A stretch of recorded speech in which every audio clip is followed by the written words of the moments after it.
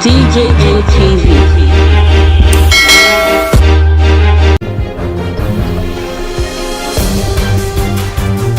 Kasala don burst for inside Delta State on top the state university matter. My betalicious person, I welcome you to another edition of DJM TV Daily News Update. That your one-stop channel where they give you all the better news them where they happen for inside Nigeria. On top, say we want me you get the correct information on how things they go inside our Nigeria and all around the world. This is not the first time where you see our video. We thank you well. Don't forget to like, share, and subscribe to this channel. Now to the news we will bring come.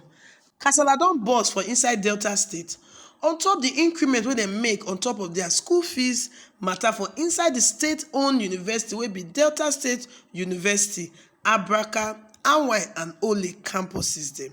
Now mo no forget say e never too tey be like say we report of how some students go hack their school account on top increment of school fees matter. Now Delta State don increase the university school fees from 50,000 to 100 plus. Some of them they pay 150, some they pay 180, depending on the department when you dey. This one they come when they follow the appointment of their new VC, when be Professor Andy Ugochukwu Egweyinga. Now, Professor Egweyinga, now the new VC of Delta State University, Abraka, and he be Professor of Parasitology and a public health consultant. He became the VC of Delta State University from the 1st of December 2019. In a former rector of the Delta State Polytechnic Ogwashuku, all of them they for inside Delta State. Now, many people they hope say, since the former VC will be Professor Peretomo, they don't come out for power. This new VC, Professor Egweyinga, go make things a little bit easier for students, but not be so the matter could play. Because now school fees increment don't make say some people don't even drop out come out for school. The students they gather themselves, enter road, they say we no go agree. How you go just increase school fees from 50,000 go 150,000, 180,000. Say they no go agree for this kind matter.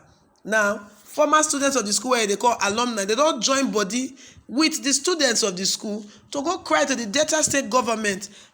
Dr. Ifeanyi Okonwa tell us say, Oga Okowa, we no go fit allow our brothers and sisters wey be students for inside Delsu pay this kind of big money wey be like say we not even get source of livelihood. Many of our youth they unemployed. Most of our parents they struggle to make ends meet. With the increment of school fees, you they try to let us say no need for their children to go school. For the same development, students of the Delta State Polytechnic Ogwashuku don't pursue their rector go house on top of this same school fees hike matter. Now, the Delta State Polytechnic Ogwashuku students pursue the rector be Professor Stella Shimeke go house after they don't block the school gate and they tell her say, Madam, you no go fit enter school. The reason why they block their own school gate be say the school act compulsory 7,000 naira say na for computer training levy. Say after that one, Microsoft go come give the certificate for the program wey they do. Meanwhile, on top of their school fees, you say for their school fees break, they get computer training for inside. And now the school say make they come repay another money. Even after they don't tell them, say make they pay for COVID-19 fees.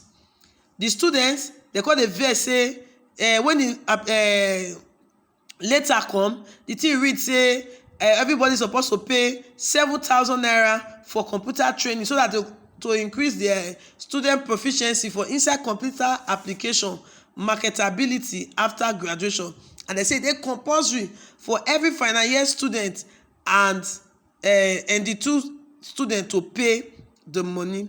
The students they vex say they don't already they pay very high school fees and accommodation fees for inside this state-owned polytechnic.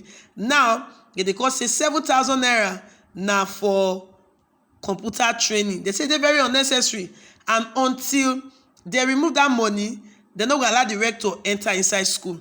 Now the students don't say this increment of school fees, it don't they become what we like say the institution that they want turn to habits. Come like say now every year now that they increase their school fees. Now for Delta State Polytechnic, Ozoro, they increase their school fees as well. They also say now for faculty upgrades for COVID-19 fees, they even increase bus fare now, transport fare for school don increase from 50 naira wey the students dey pay before to 80 naira now. That means say those students wey no get money, they no go fit go inside school.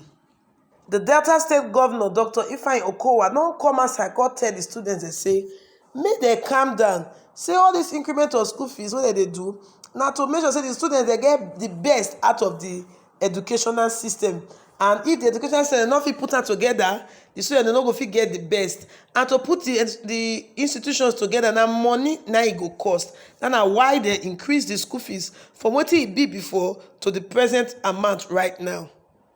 Also, the school authority dem don contact security personnel so that they go fit dey around the school environment, say because dem no want make hoodlums come attack, hijack this protest wey the students dey do, come take do bad things inside the school. Na because of this one, na every military presence dey for the school premises dem, both for Ogwashuku, for Ozoro, and for Abraka. They be like say that they protest against this school fees increment.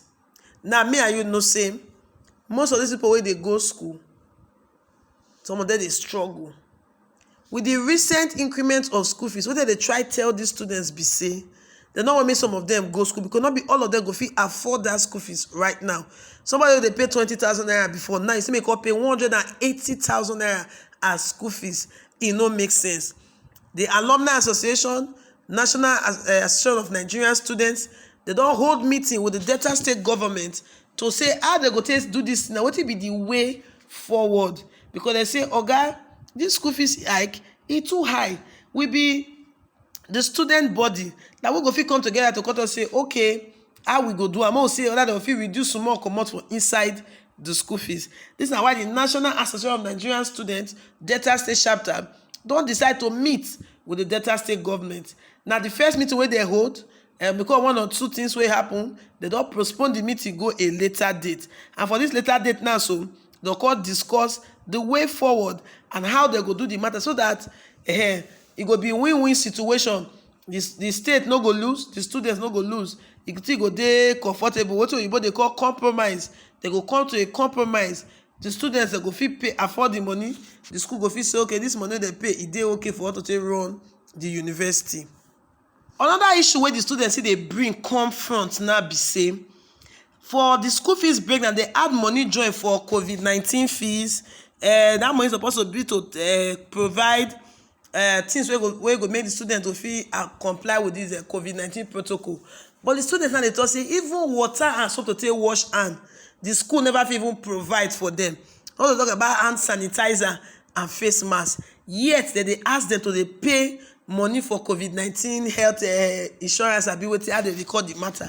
The students say this thing na extortion. Say this na broad daylight robbery. Say the school they rob them and they no go fit take am again. Say they pay them because most of them they train themselves for inside school. Now, how you see this matter?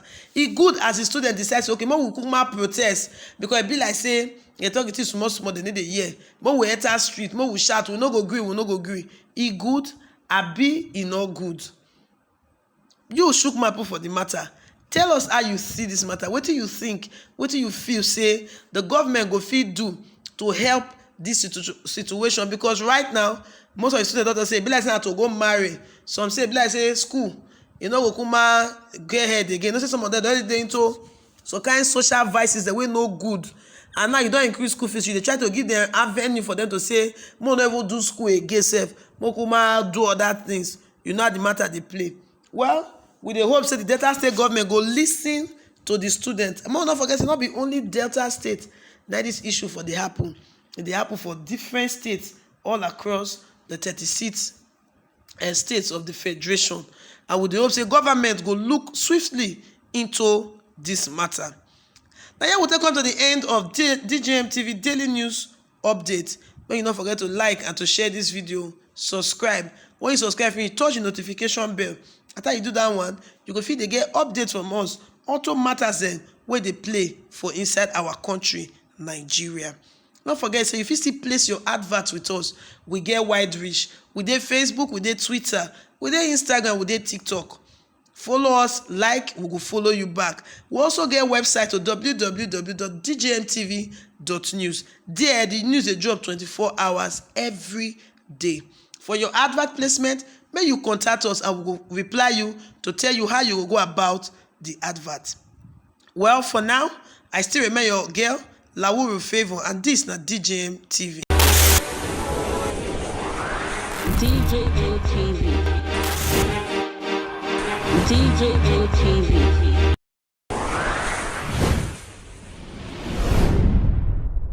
Fulani people don't say no, they don't like us.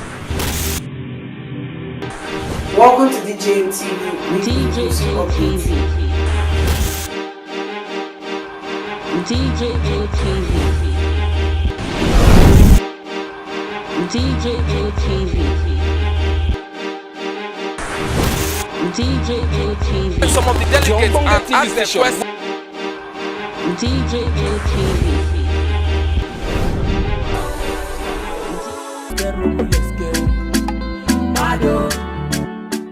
DJM TV. DJM TV. DJM TV.